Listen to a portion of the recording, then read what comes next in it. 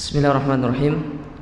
Assalamualaikum warahmatullahi wabarakatuh.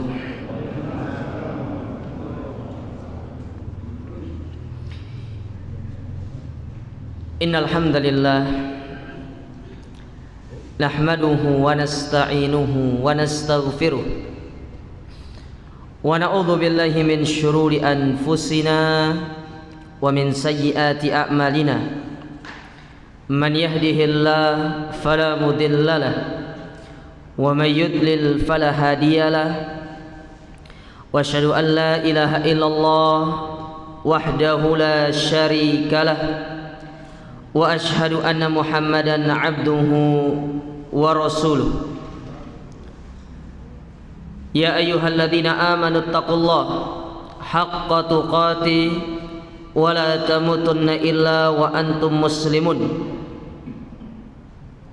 Amma ba'du, kaum muslimin wal muslimat, para ikhwan dan akhwat, para jamaah yang dirahmati dan dimuliakan oleh Allah Subhanahu wa taala. Mengawali pertemuan kita pada kesempatan malam hari yang berbahagia ini, marilah kita senantiasa memanjatkan puja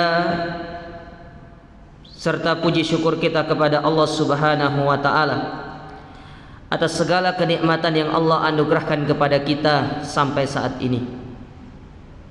Nikmat iman, nikmat Islam, nikmat kesehatan, dan tak lupa kita mendoakan saudara-saudara kita yang mereka sedang diuji oleh Allah Subhanahu wa taala dengan penyakit. Semoga Allah Subhanahu wa taala memberikan kesembuhan kepada mereka. Dan kita yang sehat ini, semoga Allah Subhanahu wa taala selalu menjaga kita. Dan tak lupa kami berpesan kepada para jamaah sekalian bahwasanya untuk terus kita itu mengambil sebab yang itu menjadi sebab kita bisa terus berada di dalam kesehatan yang relevan dengan ujian yang kita hadapi saat ini. Jadi jangan meninggalkan sebab, ambil sebab itu. Selain daripada kita bertawakal kepada Allah, kita berdoa kepada Allah, tapi kita juga harus mengambil sebab-sebab yang lainnya yang relevan dengan musibah yang atau cobaan yang Allah uji kepada kita. Karena sejatinya orang yang meninggalkan sebab, sebagaimana disebutkan oleh Imam Ibnu Abil Iz Al-Hanafi, itu termasuk orang-orang yang agak sedikit kurang akalnya. Contoh misalkan, antum mau makan, antum pingin kenyang, lagi lapar, otomatis sebab untuk kenyang itu apa? Makan. Tidak ada ceritanya orang kenyang tapi nggak makan. Kalau ada luar biasa ya. Sama sekarang kita ini tetap ingin sehat, dijaga sama Allah, harus ada sebabnya. Tidak bisa hanya sekedar bertawakal sama Allah Ta'ala tapi tidak mengambil sebab. Karena tawakal yang benar itu adalah tawakal yang disertai dengan kita melakukan satu usaha, dan usaha itu disebut dengan sebab untuk mendapatkan hal tersebut. Nah, itu tawakal yang benar. Oleh karenanya kita berpesan kepada para jamaah sekalian, jangan sampai kita meninggalkan sebab-sebab yang bisa terus menjadikan kita berada di dalam kesehatan. Dan tak lupa kami terus mewasiati kepada diri kami pribadi dan kepada para jamaah sekalian untuk kita terus menjaga keikhlasan di dalam kita menuntut ilmu. Karena tatkala seorang itu ikhlas di dalam dia menuntut ilmu agama, maka tidak akan ada yang bisa menandingi perkara tersebut. Sebagaimana hal ini pernah disampaikan oleh Al-Imam Ahmad ibn Hanbal. Beliau pernah mengatakan, al-ilmu la ya'diluhu syai'un liman sahhat niyatuhu. Ilmu itu tidak akan ada yang bisa menandinginya bagi orang-orang yang ikhlas niatnya. Kalau kita ikhlas lillahi ta'ala, tidak ada yang bisa menandingi ilmu tersebut. Lalu beliau ditanya, gimana caranya supaya bisa ikhlas di dalam kita menuntut ilmu? Maka beliau mengatakan, liraf'il jahli an nafsi wa raf'il jahli an ghairi. Cara supaya kita ikhlas itu adalah kita niatkan belajar itu untuk mengangkat kebodohan dari diri kita. Ini yang pertama. Kita ini jahil, nggak punya ilmu. Allah sendiri yang mengatakan, wallahu yukhriju min butuni ummahatikum la ta'lamu syai'a. Allah yang mengeluarkan kita dari rahim ibu kita ini jahil, gak kita ngerti apa-apa sebelumnya. Ada nggak orang baru lahir langsung bisa membaca itu? Luar biasa ya. Orang baru lahir langsung bisa baca Quran? Nggak ada, butuh proses.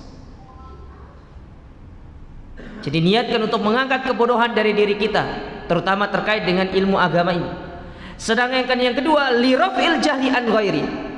Kita belajar untuk mengangkat kebodohan dari orang lain. Dan yang paling utama adalah keluarga kita, istri kita. Ya, saya tidak sebutkan istri-istri ya. Istri saja. Anak-anak kita, orang tua kita. Yang mana itu masuk ke dalam firman Allah dalam surat At-Tahrim, ya ayyuhalladzina amanu qu anfusakum wa ahlikum. Jagalah diri kalian dan keluarga kalian dari api neraka. Dan semoga Allah Subhanahu wa taala senantiasa menganugerahkan kepada kita keikhlasannya, ilmu yang bermanfaat, serta kita dimudahkan untuk mengamalkan ilmu tersebut. Allahumma amin.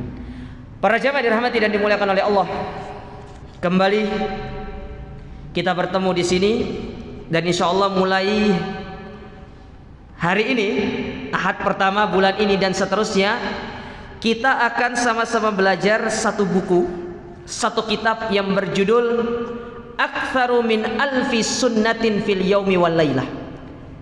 Ada 1000 amalan yang dikerjakan oleh Nabi dalam sehari semalam.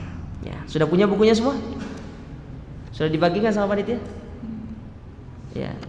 Kalau yang nggak dapat, nggak kebagian, bersabarlah. Bukan rezeki antum. Hah? Kalau memang belum dapat, nanti konfirmasi sama panitia. Saya jadi kasih sama panitia soalnya. Ya. Ya. Nah, kita akan belajar buku ini. Yang mana buku ini ditulis oleh salah seorang ulama dari Kuwait, yang mana beliau menempuh pendidikannya itu di Jami'ah Muhammad ibn Saud As-Saudiyah, Imam Muhammad bin Saud di Saudi, di Riyadh, yang bernama Asy-Syaikh Khalid Al-Husainan. Beliau ini tinggal di Kuwait, belajarnya di Saudi. Ya. Belajar di Saudi. Nah, buku ini bagus untuk kita pelajari. Kenapa? Salah satunya adalah masih banyak di antara kita kaum muslimin yang masih awam dengan yang namanya sunnah Nabi. Nah, nanti akan kita jelaskan. Sebenarnya sunnah itu apa sih? Nanti akan kita sebutkan nanti. Ya. Taib. Kita akan masuk ke muqaddimah. Kita tidak akan langsung masuk ke anunya, ke pembahasan awal, tapi muqaddimah terlebih dahulu di halaman yang pertama itu. Kenapa saya menyampaikan dari muqaddimah? Perlu seseorang itu untuk membaca muqaddimah dari satu buku, karena muqaddimah itu ibaratkan sebuah, apa ya bahasanya, spoiler. Apa spoiler itu? Apa spoiler itu? Gambaran, ya. Gambaran secara umum maksud dari penulis kenapa menulis buku tersebut. Ya, ini kita nih kalau baca buku jarang baca muqaddimahnya, jarang baca pendahuluan. Pinginnya langsung aja. Nah, ini contoh orang nggak sabaran dalam belajar ini. Ya. Baru datang belajar, duduk hari ini sudah bertanya, "Ustadz, ya. Gimana hukumnya jihad?" Oh, jihad dulu. Ini loh. Wudu aja belum bener. Gimana mau untuk jihad? Akhirnya pergi jihad, semua dihantam, hantam kiri, hantam kanan. Nah, ini yang salah. Makanya sebelum masuk ke bab yang pertama dibaca dulu muqaddimahnya, karena ada perkara yang sangat penting yang ingin disampaikan oleh penulis di dalam buku ini. Taib, kita langsung saja. Saya akan bacakan bahasa Arabnya ya. Tapi terjemahannya nggak jauh kok dari apa yang yang telah diterjemahkan oleh penerjemah di buku ini. Cuma saya baca terjemahannya, nanti bisa dilihat ya di bukunya tersebut. Amma ba'du, adapun selanjutnya kata penulis, fa inna ahamma ma ya'tani bihil muslim fi hayatihi al-yaumiyah huwa al-amalu bi sunnati rasuli sallallahu alaihi wasallam. Sesungguhnya di antara perkara yang paling penting yang harus diperhatikan oleh seorang muslim di dalam kehidupannya sehari-hari. Nih, kehidupan sehari-hari nih. Ya. Ini yang harus diperhatikan oleh seorang muslim nih di dalam kehidupan sehari-hari. Jadi kehidupan kita itu ada koridornya jemaah. Bukan kita hidup itu seperti hidupnya hewan atau binatang, yang mana mereka tidak punya pedoman. Kita diajarkan tata cara oleh Nabi SAW. Apa itu? Yaitu seseorang mengamalkan sunnah nabinya fi jami'i harakatihi wa sakanatihi wa aqwalihi wa afhalihi. Mengamalkan sunnah nabinya dalam setiap tindak tanduknya, perkataannya, perbuatannya. Ini penting. Jadi kehidupan kita itu tidak boleh lepas dari yang namanya sunnah Nabi. Hatta yunatima hayatahu ala sunnati Rasulillah sallallahu alaihi wasallam kulliha, sehingga kehidupan kita di atas muka bumi ini seperti apa yang dicontohkan oleh siapa? Oleh Nabi. Ya, seperti apa yang dicontohkan oleh Nabi. Karena ingat, Nabi SAW telah mengajarkan kepada kita semuanya, mulai dari bangun tidur sampai tidur lagi, diajarin. Makanya kalau antum cari agama yang mengajarkan kepada pemeluknya sunnah Nabi dari bangun tidur sampai tidur lagi, itu tidak ada. Hanya agama Islam saja. Makanya kita bersyukur menjadi umatnya Nabi Muhammad. Ya, banyak hal-hal yang harus kita syukuri. Kenapa kita dilahirkan menjadi umatnya Nabi Muhammad? Selain daripada kita mendapatkan keistimewaan memeluk agama yang paling sempurna, di antara keistimewaannya juga kita itu insya Allah akan masuk surga paling dulu daripada seluruh umat yang pernah ada. Ya, mau masuk surga kan? Harus mau dong. Makanya jangan berdoa, ya Allah masukkanlah saya surga, nggak apa-apa di emperannya. Surga itu tidak punya emperan jemaah. Antum kira kayak emperan masjid surga itu? Nggak ada emperannya. Ya. Jadi ketika seorang menyeberangi sirat langsung masuk ke dalam surga. Ya Allah nggak apa-apa, wis saya di taman-tamannya aja. Ya.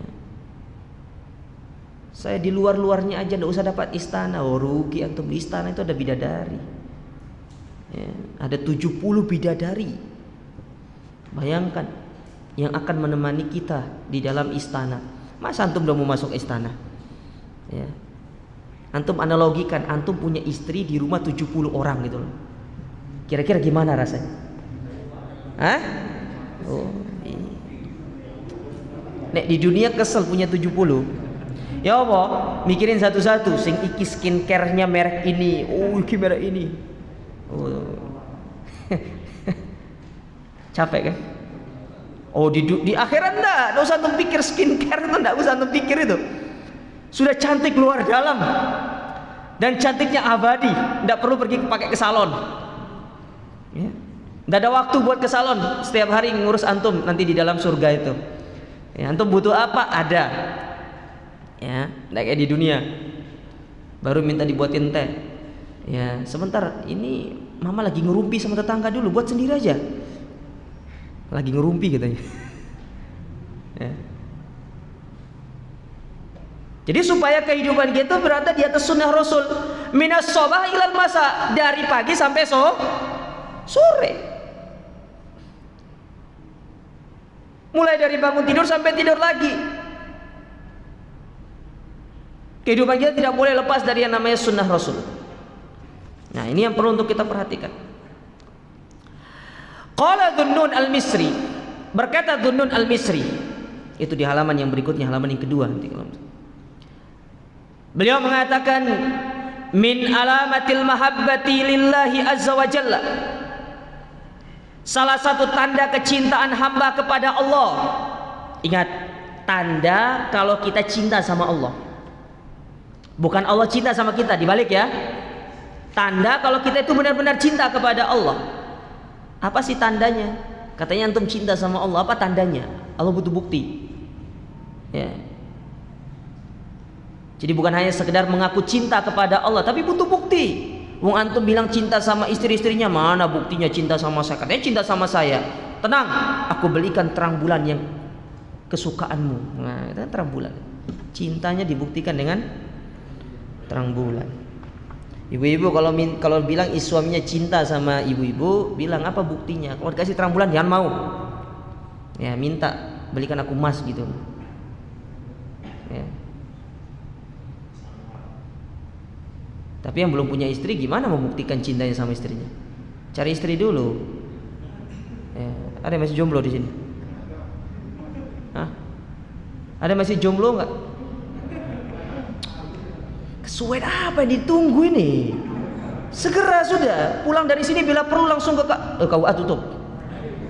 Setelah ini langsung nikah. Besok ngurus dokumennya pas hari Senin. Apa yang ditunggu? Buku nikah mau habis itu. Segera sudah. Ya. Kata Dhunnun al-Misri, beliau mengatakan min alamatil mahabbati lillah, di antara tanda cinta seorang hamba kepada Allah azza wa jalla, mutaba'atu habibihi sallallahu alaihi wasallam fi akhlaqihi wa af'alihi wa awamirihi wa sunanihi, yaitu seorang mengikuti sunnah nabinya. Loh, bayangkan Allah mengaitkan cintanya kita kepada Allah, tandanya kita cinta kepada Allah, disuruh kita mengikuti sunnah siapa? Sunnah Nabi.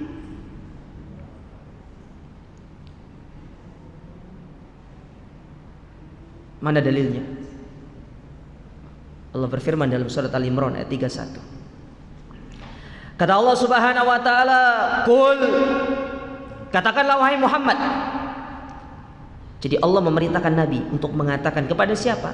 In kuntum tuhibbunallah, wahai kalian-kalian yang mengaku cinta kepada Allah, yang kalian telah mendeklar diri kalian cinta sama Allah, aku cinta sama Allah. Karena banyak orang di zaman dulu sama zaman sekarang itu mereka ngaku cinta sama Allah. Aku cinta sama Allah. Ya. Nah, Allah butuh bukti. Apa buktinya? Fattabi'uni yuhibbukumullahu wa yaghfir lakum dzunubakum. Wallahu ghafurur rahim. Maka tanda cintanya kalian kepada Allah benar, maka ikutilah aku. Siapa aku di situ? Rasul. Ikutilah Rasul. Karena Rasul yang sedang berbicara, ini kalimat langsung yang Rasul sampaikan secara langsung. Ustaz, gimana tahunya itu kalimat langsung? Kata-kata kul. Kul itu adalah fi'il amr, kata kerja perintah. Yang mana kata kerja perintah dalam bahasa Arab itu yufidul mubasyarah. Itu menunjukkan kalimat itu langsung. Langsung. Ikutilah aku. Maka tatkala kalian mengikuti aku, Allah akan mencintai kalian. Tidak hanya sekedar mencintai kita, bahkan Allah akan mengampuni dosa-dosa kita. Subhanallah. Karena permasalahannya laisa sya'nu an tuhib, lakinna sya'nu an tuhab. Masalahnya bukan kita yang mengaku cinta, apakah kita juga dicintai. Jangan sampai cinta kita itu bertepuk sebelah tangan. Kayaknya banyak di antara antum yang cintanya bertepuk sebelah tangan. Ya. Banyak nggak? Ada nggak? Ada nggak di sini yang cintanya bertepuk sebelah tangan? Pergi ngelamar ternyata nggak diterima. Diulur-ulur. Oh, saya tak pikir-pikir dulu ya. Itu cara menolak secara halus. Dek, kalau sudah dibilang pikir-pikir dulu sudah cari yang lain. Masih wake, Pak. Ya, Mas. Masih banyak. Mati satu tumbuh 1000. Gitu aja repot tentu. Loh iya kan? Pokoknya kalau bilang saya tak pikir-pikir dulu ya. Ini tanda-tanda sudah. Ya. Jadi harus ada opsi kedua, makanya harus ada second opinionnya. Ya, tidak boleh antum hanya satu, nanti lama-lama gila nanti. Ya, aku kalau tidak nikah sama dia, tidak bisa aku hidup tanpanya. Padahal sebelum kenal dia juga hidup kan? Kan banyak yang bilang itu, aku tidak bisa hidup tanpanya. Bullshit orang seperti ini. Bohong orang seperti itu. Tidak boleh. Tidak bisa hidup tanpa seseorang itu tidak boleh. Ya, karena kita itu contoh putus asa namanya. Sementara Islam tidak membuat kita putus. Islam itu tidak mengenal sikap yang namanya apa ya istilahnya, insecure, pesimis, itu tidak kenal ya Islam. Islam itu mengajarkan kita untuk selalu apa? Tafakur, optimis dong. Ya, jangan mau pesimis. Ya. Kita kembali ke sini. Jangan melebar ke nikah-nikah terus ya. Ya, bahaya soalnya. Ya, siapa tahu di antara antum ada yang sudah berniat untuk menambah anak maksudnya ya. Ya, bukan menambah itu maksudnya. Ya. Baik. Tidak hanya sekedar Allah mencintai kita, bahkan Allah mengampuni dosa-dosa kita. Kata Imam Ibnu Katsir di dalam tafsirnya, ketika beliau menafsirkan ayat ini, perkataan yang sangat indah, antum simak ya. Beliau mengatakan, qala rahimahullah, hadhil ayatul karimatu hakimatun ala kulli man idda'a mahabbatallah wa laysa huwa ala tariqati Muhammadiyah. Ayat ini surat Al-Imran ayat 31 sebagai hakimah. Apa hakimah? Barometer. Barometer jemaah. Barometer terhadap apa? Bagi orang-orang yang mengaku cinta kepada Allah tapi dia tidak mau mengikuti Nabi. Ngakunya cinta sama Allah tapi tidak mau mengikuti Nabi. Ibadahnya, muamalahnya, kesehariannya jauh dari sunnah Nabi SAW. Tidak tahu sunnah siapa diikut. Bahkan dia tidak menjadikan Nabi sebagai idolahnya. Siapa sih didolakan? Oh, pemain bola, Ronaldo. Kapok yang Ronaldo sudah kalah itu. Ronaldo. Gimana antum menjadikan orang kafir sebagai idola antum? Seorang muslim gak boleh dia menjadikan idolanya kecuali nabinya. Harus. Gimana kita menjadikan idola orang-orang yang tidak memiliki jasa dalam diri kita? Loh Ustaz, apa jasanya Nabi kepada kita? Masya Allah, jasanya beliau. Antum lihat ketika perang Badar. Saya tidak usah berbicara tentang bagaimana terjadinya perang Badar. Itu antum sudah paham ya. Tapi kita berbicara satu momen sebelum terjadinya perang Badar itu. Apa yang dilakukan oleh Nabi SAW? Ketika Abu Bakar datang mengabarkan bagaimana kondisi pasukan musuh dengan persenjataan yang lengkap persenjataannya. Sedangkan Nabi SAW, bagaimana persenjataannya? Pasukan saja 1:3. Ya, didatangi. Apa yang dilakukan oleh Nabi SAW? Masuk ke dalam tendanya, seraya mengangkat kedua tangannya. Sampai disebutkan dalam riwayat, rida, pakaian yang menutupi beliau itu, sampai terlepas dari bahunya. Antum tahu rida kan? Rida yang kayak dipakai sama imam-imam Masjidil Haram, Masjid Nabawi kalau sekolah sekarang tuh loh. Itu rida namanya. Ya, kan ada yang warna putih, tapi yang garisnya emas tuh kan? Antum boleh beli itu. Enggak apa-apa. Enggak ada yang larang kok. Ya. Cuma kalau dipakai di sini kayaknya enggak cocok kayaknya. Ya, enggak cocok kalau dipakai di sini tuh ya. Lumayan harganya itu jemaah. Ya. Antum beli itu bisa beli harga 1 HP loh itu. Bisa beli sepeda motor second itu. Ya, mahal itu.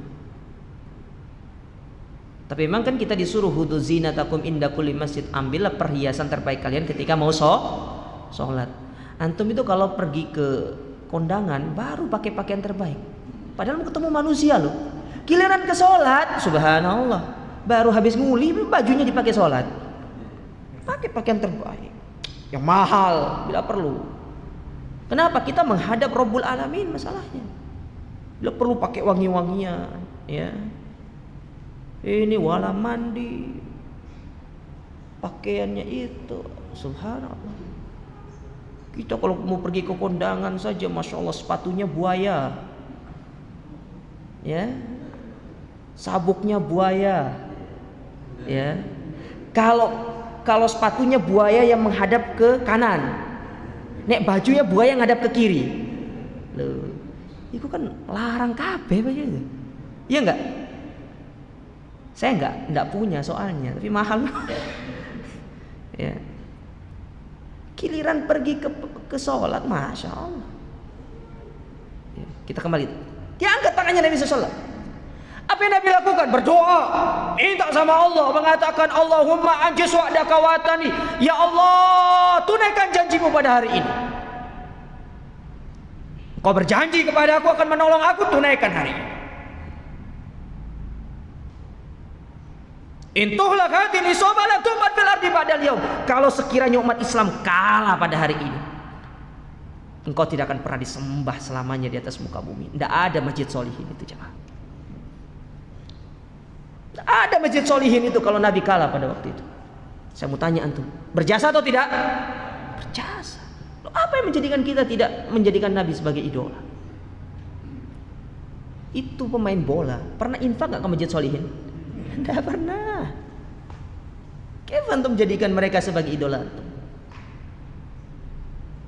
Nabi SAW. Makanya Ibnu Katsir mengatakan, barang siapa yang cinta sama Allah tapi tidak ngikuti Nabi, ucapan beliau keras, fa innahu kadzibun fi da'wahu fi nafsil amr. Itu contoh orang yang dusta. Loh, dusta kita. Kita dicap sebagai pembohong.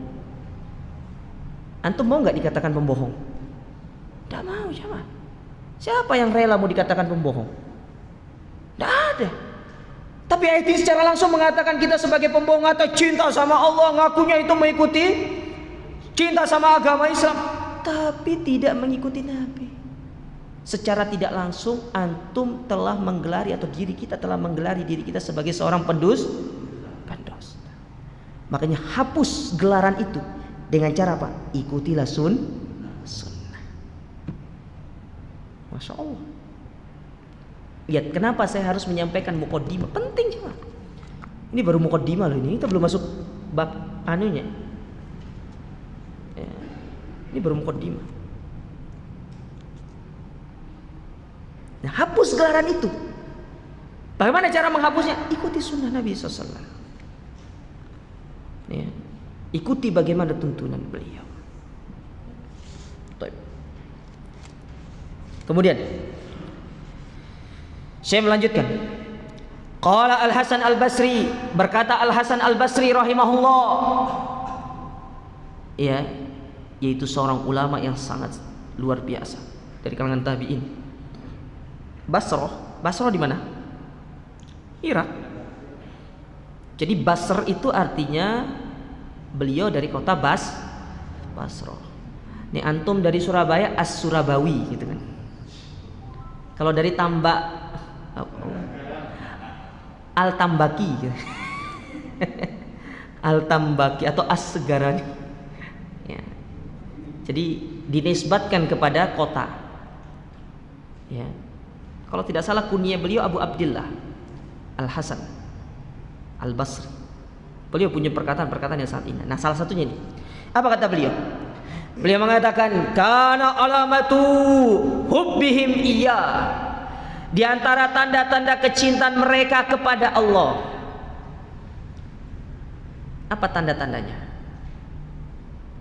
Ittiba'u sunnati Rasulillah, yaitu seorang mengikuti sunnah Rasulnya Muhammad sallallahu alaihi wasallam.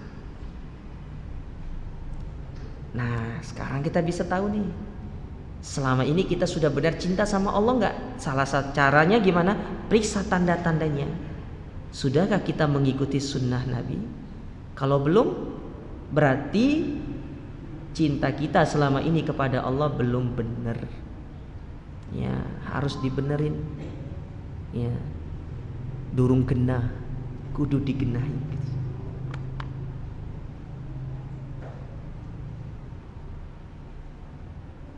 Baik, kemudian beliau mengatakan, kita harus selesaikan muqaddimah hari ini. Adzan jam berapa? Hah? 4 berapa? 10 menit. Cepat ya Pak, 10 menit lagi. 41 ya? Kita punya 20 menit lagi ya? Oke. Semoga selesai muqaddimah hari. Supaya bulan depan kita bisa masuk langsung ke bab pertama. Tapi kemudian dia mengatakan, wa inna manzilatal mu'min tuqasu bittiba'ihi lirrasuli sallallahu alaihi wasallam. Oleh karena itu, manzilah kedudukan seorang mukmin itu diukur dengan dia mengikuti sunnah Rasulnya. Jadi kan seorang mukmin itu bertingkat-tingkat. Ingat, sesama mukmin, setiap mukmin itu tidak sama tingkatannya. Kita tidak usah berbicara dalam urusan agama, dalam urusan dunia saja itu ada tingkatan. Saya mau tanya tuh, antara seorang profesor dengan yang S1 sama nggak tingkatannya? Nggak sama. Kita kalau sudah berbicara profesor, sudah berbicara guru besar, betul tidak? Ya. Meskipun orang itu belum mendapatkan gelar doktoral, magister, tapi kalau dia menemukan satu penemuan teori yang tidak pernah ditemukan sebelumnya, dia berhak menyandang gelar profesor, kan seperti itu kan? Tapi tidak sama. Meskipun misalkan sama-sama S1, tapi ternyata dia seorang profesor satunya karena punya teori yang tidak ada, maka secara otomatis kedudukannya naik. Nah, dalam Islam pun demikian. Makanya sering saya sampaikan, terkadang belum tentu ustadz itu tinggi kedudukannya daripada jamaah. Ya, bisa jadi dalam satu momen jamaahnya ternyata lebih tinggi kedudukannya daripada ustadznya. Mana contohnya ustadz? Ustadznya tidak berani poligami, jamaahnya banyak yang poligami. Ya. Betul tidak? Berarti yang lebih tinggi siapa? Jamaah. Benar atau tidak? Loh iya. Ya. Jadi caranya untuk mengukur apa dengan sunnah Rasul? Fakullama kana tatbiquhu li sunnati aktsar kana indallahi a'la wa akram. Maka semakin banyak seseorang itu mempraktekkan sunnah di dalam kehidupannya, semakin tinggi dan semakin mulia kedudukannya di sisi Allah. Karena Allah mengatakan innama akramakum indallahi, yang paling tinggi kedudukannya, yang paling bertakwa. Itu apa syaratnya? Semakin banyak beramal, semakin takwa. Tidak bisa disamakan orang yang sholat sunnah tahajudnya hanya 2 rakaat dengan yang 8 rakaat. Tidak sama. Sama-sama ikhlas, sama-sama berilmu, tapi dari sisi kuantiti keamalan berbeda. Sing satu sholat tahajudnya cuma 2 rakaat, yang satu sholat tahajudnya 8 rakaat. Kira-kira mana yang lebih banyak, yang lebih takwa? Yang 8. Kalau kita sudah berbicara secara sama loh ya. Makanya di kalangan para sahabat pun demikian.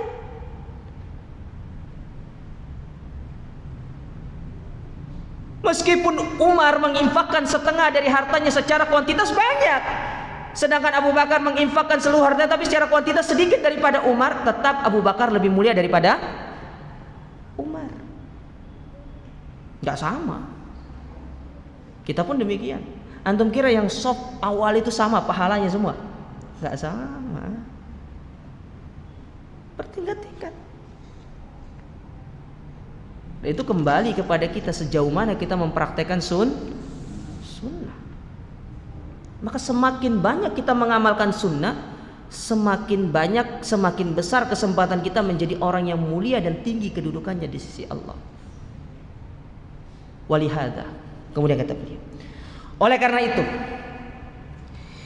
Jaba'tu hadzal ba'ats al-mukhtasar ihya'an li sunnati Rasulillah sallallahu alaihi wasallam.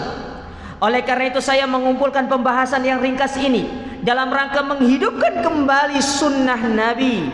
Ingat, menghidupkan, bukan membuat sunnah yang baru, menghidupkan. Karena banyak sekarang itu sunnah yang telah mulai ditinggalkan. Saya kasih contoh satu contoh sunnah yang sering ditinggalkan. Apa itu?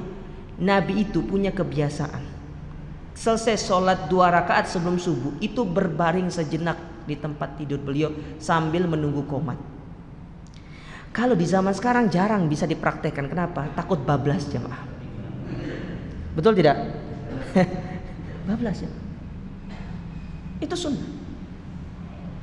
Mana sunnah yang jarang dikerjakan? Kita kenal dengan istilah qailulah.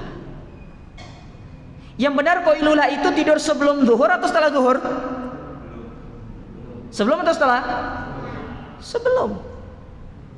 Tapi prakteknya nek antum kerja jadi misalkan buruh pabrik, ndak mungkin antum aku tak qailulah dulu. Yang ada antum dipecat. Betul tidak? Nggak ada ceritanya kayak gitu. Ya, insya Allah besok datang SP3 disertai dengan surat pemecatan.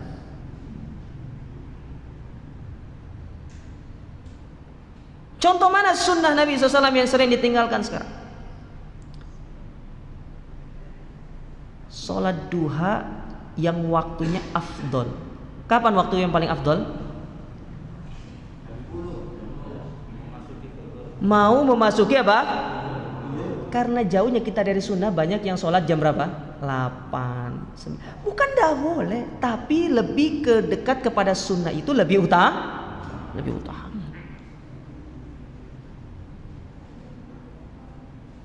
Wong buka puasa saja masih jauh dari sunnah. Padahal Nabi berbuka dengan kurma, tapi iklannya berbukalah dengan yang manis-manis. Iklan justru itu. Ya.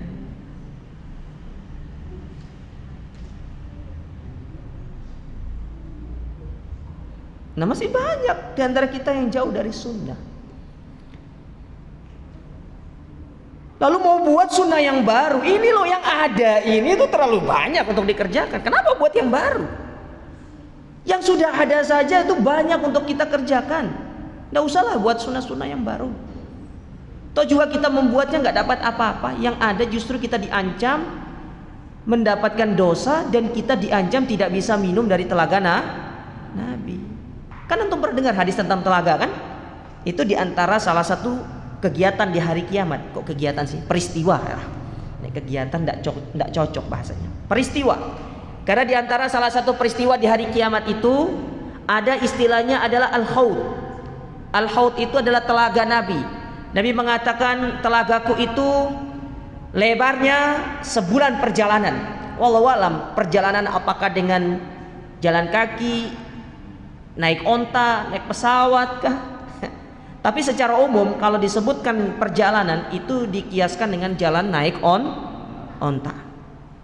Iya, sebulan perjalanan. Gelasnya ada di nujumi fis sama, seperti jumlah bintang yang ada di langit. Siapa yang tahu jumlah bintang? Saya kasih hadiah.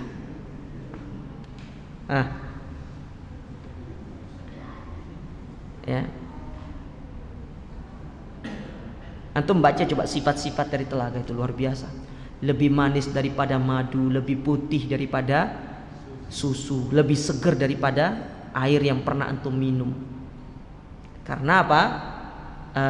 Telaganya Nabi itu pancurannya langsung dari surga datang. Ya, jadi air yang di surga itu ya di telaga itu. Bayangkan keistimewanya Nabi SAW luar biasa. Nah, ketika kita ini bergerak menuju ke telaganya Nabi, ternyata ada di antara umat ini yang dilarang oleh malaikat di stop. Stop, jangan mendekat.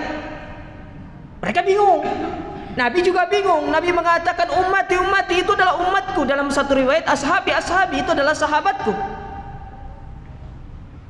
Maka langsung malaikat mengatakan, ya Muhammad, innaka la tadri madza ahdatsu ba'dak. Engkau tidak tahu opo yang digawe oleh wong-wong iki sepeninggalmu. Nah, bayangkan antum tidak dapat apa-apa buat sunnah yang baru yang nggak ada contohnya dari Nabi. Di akhirat, di dunia antum tidak dapat pahala, wala dapat apa. Sementara di akhirat lebih parah, diancam tidak bisa meminum dari telaga Nabi. Di saat semua orang yang hanya mengikuti sunnah minum segur, panas, sementara mereka yang sudah minum dari telaga Nabi tidak akan kehausan karena sudah minum dari telaga Nabi. Ada di antara kita yang nggak minum, subhanallah, rugi jamaah. Di saat matahari didekatkan 1 mil dari kepala, di saat kita dikumpulkan tidak pakai alas kaki, tidak memiliki pakaian, tidak ada naungan selain daripada naungan Allah. Di saat kita membutuhkan minuman, ternyata tidak bisa minum, gara-gara kita itu mengamalkan sunnah, bahkan membuat sunnah yang sunnah itu tidak diajarkan oleh Nabi. Rugi atau tidak? Rugi. Makanya kata beliau, ihya'an li sunnati Rasul, menghidupkan sunnah Nabi. Ya. Taib. Berbicara tentang sunnah, sunnah itu jamaah disebutkan oleh para ulama, kata-kata sunnah kalau dimutlakan itu ada 4 maknanya. Jadi kalau disebutkan sunnah itu ada 4. Yang pertama, sunnah itu sinonim dari kata hadis. Jadi maksud dari sunnah itu ya hadis. Kan kita sering dengar ikutilah Al-Quran dan sunnah. Berarti sunnah di sini maksudnya apa? Hadis Nabi SAW. Bisa dipahami ya? Ini satu. Sedangkan yang kedua, sunnah itu salah satu dari hukum-hukum fikih. Kan ada wajib, ada haram, ada sunnah, ada makruh, ada mubah. Yang mana artinya yusabu ala fa'ilihi wala yu'aqabu ala tarikihi, diberikan pahala kalau dikerjakan, tidak diberikan dosa kalau tinggalkan. Berbeda dengan wajib, yusabu ala fa'ilihi wa yu'aqabu ala tarikihi, diberikan pahala bagi yang mengerjakan, dicatat sebagai dosa bagi yang meninggal. Mana contohnya? Salat tahiyatul masjid hukumnya sunnah. Berarti di sini ini adalah kalau dikerjakan berpahala, tidak dikerjakan tidak ada masalah. Makanya yang ketemu sama orang, kenapa kamu udah sholat tahajud, sholat tahiyatul masjid? Kan sunnah katanya gitu. Ya nanti jangan lebih orang, kamu dosa itu. Ini sekedar sunnah dari sisi apa? Pengertian hukum fikih. Sampai sini paham ya? Yang ketiga, sunnah itu kata lain daripada akidah. Makanya antum banyak mendapati kitab-kitab para ulama, dari kitab-kitab akidah disebutkan nama-nama sunnah. Mana contohnya? Imam Ahmad bin Hambal punya kitab namanya Usulus Sunnah. Apa arti Usulus Sunnah? Dasar-dasar akidah. Antum baca buku itu tidak ada ceritanya Imam Ahmad menyebutkan bahwasanya sholat itu dibagi menjadi ini, sholat itu begitu. Tapi yang disebutkan di dalam itu apa? Hukum meninggalkan sholat. Apakah kafir atau tidak? Ini masuk ke dalam pembahasan akidah atau fikih? Akidah. Berbeda dengan apa? Pengertian sholat, syarat sah sholat, wajib-wajib sholat, sunnah-sunnah sholat, itu masuk dalam pengertian apa? Pelajaran fikih. Ya. Tapi kalau sudah membahas masalah hukum orang meninggalkan sholat kafir atau tidak, ini masuk ke dalam pembahasan apa? Akidah. Bisa dibedakan ya? Ya. Jadi sunnah itu sinonim dari apa tadi? Akidah. Ini yang ketiga. Sedangkan yang keempat, ya, sebagaimana disebutkan oleh para ulama, ya, sunnah itu lawan dari kata bid'ah. Ada sunnah, ada, nah itu dia. Tinggal konteksnya.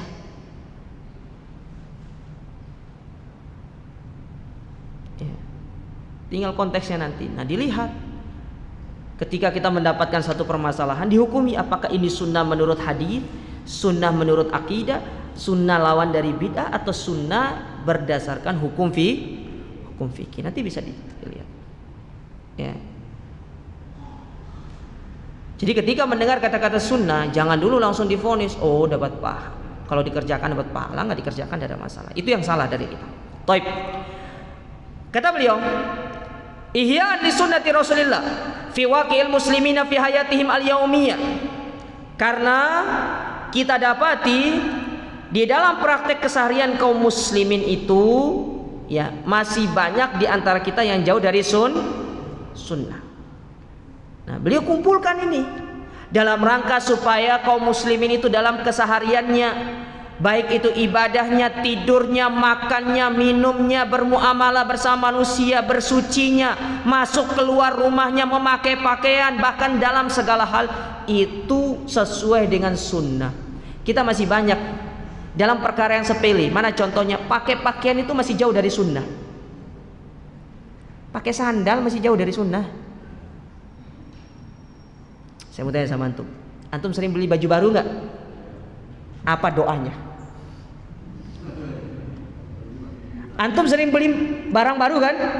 Siapa yang nggak pernah beli motor baru di sini?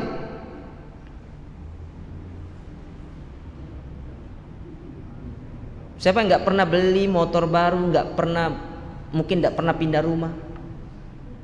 Nah ini aja lah. Kau usah itu. Antum pernah nginap di satu tempat, misalkan nginap di hotel kan? Pernah tidak? Apa sunnahnya pertama kali masuk hotel itu?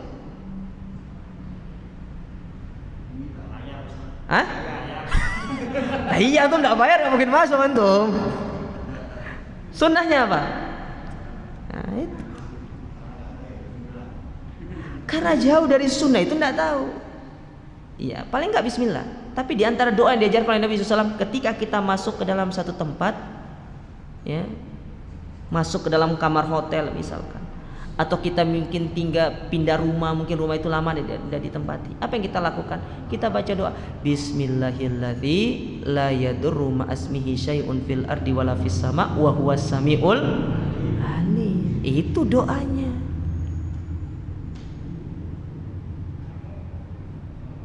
Antum sudah menikah kan? Apa doa mendatangi istri? Ya, masih jauh dari sunnah kita itu. Bahkan dalam makan saja masih jauh. Nggak usah kita berbicara makan. Duduknya gimana sunnah duduknya? Nah, gimana? Saya bisa praktekkan. Hah? Gimana? Nggak mau praktekkan aja? Hah? Hah? Salah.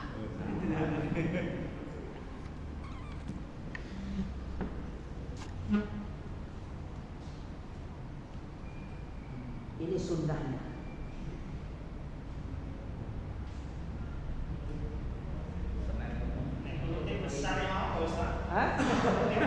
Loh, kita kan berbicara lo beda perkara, wis orang gede itu jamaah. Kita berbicara sunnah sekarang itu. Makan itu dengan 3 jari itu yang pertama. Makanya para ulama Syekh Albani dalam masalah ini, beliau itu lebih menguatkan makan dengan sendok itu lebih dekat kepada. Tapi kalau wis luwe jamaah, enggak, no sendok-sendok kan langsung saja. Apalagi kalau nasi mandi, enggak cocok pakai sendok itu, pakai tangan itu.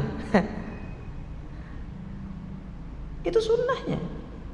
Makanya Syekh Albani lebih menguatkan memakan dengan sendok, aqrab ila sunnah, lebih dekat dengan sunnah. Tapi dalam beberapa perkara kita disunahkan untuk makan pakai tangan, karena tangan itu lebih mulia. Iya. Mana contoh lagi sunnah yang sangat sering dijauhkan? Nggak usah jauh-jauh lah makan, karena kita sering makan soalnya nih. Meskipun nanti dibahas nanti ya tentang masalah makan ini. Ada nggak ya? Ya, ketika makan dan minum. Makan itu sebelum dicuci tangannya kalau kita ndak ambil sapu tangan, jilat di sini berkahnya sebenarnya. Katanya ngaku ngikut sunnah tapi masih jauh dari sunnah. Subhanallah. Adzan ya. Taib. Karena mukaddimahnya ini masih agak sangat panjang jamaah ya. Insyaallah nanti akan kita lanjutkan pada pertemuan berikutnya. Masih banyak perkara yang sangat penting dari mukaddimah ini yang ingin kita sampaikan ya. Dan tidak boleh kita lewatkan, dan insyaallah itu nanti kita akan bahas pada pertemuan berikutnya. Wallahu taala alam. Kita sengaja tidak melanjutkan selesai adzan materi sedikit karena saya habis isya itu ada nanti setengah 8 ada kajian bersama dokter rumah sakit Dr. Sutomo, para dokter Sutomo itu di bagian jantung. Maka kita cukupkan sampai di sini dan insyaallah kita lanjutkan pada pertemuan berikutnya. Aku qouli hadza subhanakallahumma rabbana bihamdika asyhadu an la ilaha illa anta astaghfiruka wa atubu ilaik. Wassallallahu ala nabiyyina Muhammad wa ala alihi wasallam wa akhiru da'wana alhamdulillahi rabbil alamin. Wassalamualaikum warahmatullahi wabarakatuh.